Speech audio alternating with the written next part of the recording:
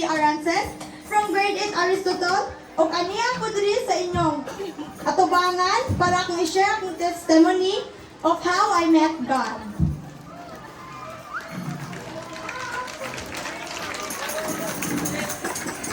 Yan nila o, dengan tao.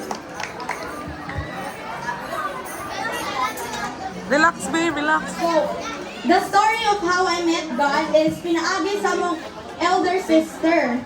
Magatong kita doon sa tubangan. Please, Namit na mo si Jesus kay katong kuan katong pandemic pa ni nga time. And then kana bitaw sa balay pa mi ani kana bitaw magatanaw mi mga wali sa TV ta santot pagka few months dayon kay nag-anang nag-lower ang cases sa COVID. And then, pwede namin makagawas-gawas sa itong nga time. Ang first nag-invite sa akong ate, kaya akong second older sister. At first, kay dili pa tayo siya active sa church.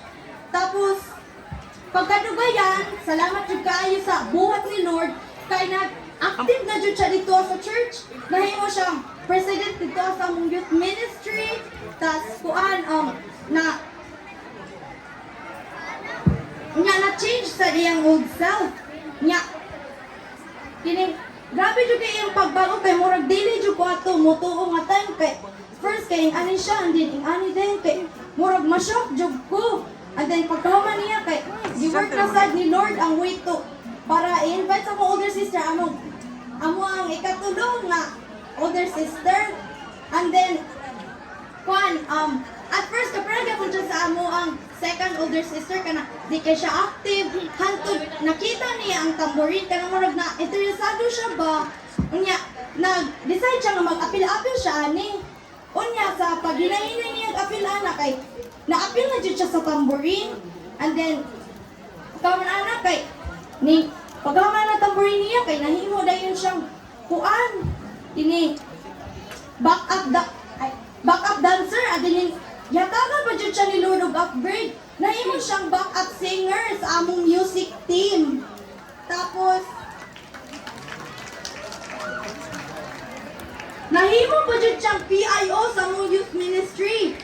Gawa na sila sa akong ate, president pa akong ate nga magulang. Ang isa, PIO pa dyan. So, nakasalamat dyan ko kay Lord. Kay, grabe dyan kay iyang buhat sa kinabuhi sa akong ate. Nga pinaagi sa among elder sister, iyang gigamit ni Lord among elder sister nga i-invite me niya sa church. Tapos, ang last dayon kay ako dayon. At first, ako sa mong ate ka nang di kay ko active, nang siya nang kay ko.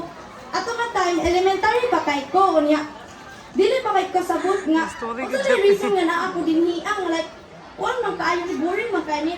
Hantod, nag-anam-anam, slowly, na-understand na nako tungod atong sa mga wali sa among church, mga experiences sa among ka-churchmate, unya, katama sa ko mga atig, mga verse, mga Bible, mga messages of Lord. Unya, sa hinay-hinay, kaya nakakita ko interest which is, kuan, Bible, iganahan ko sa mga Bible stories, passionate kay kuan na.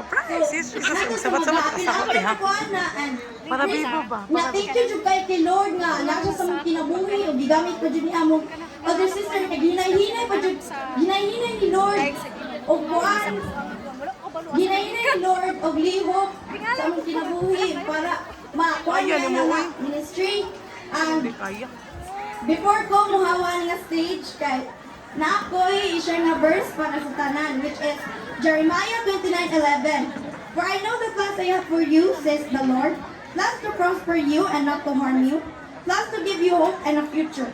Kini nga verse kay ang nag-push sa ako nga mag-trust ta kay Lord sa iyang perfect timing. And when the time comes, God will surely make it worth it. And that's all. To God be all the glory. Yeah!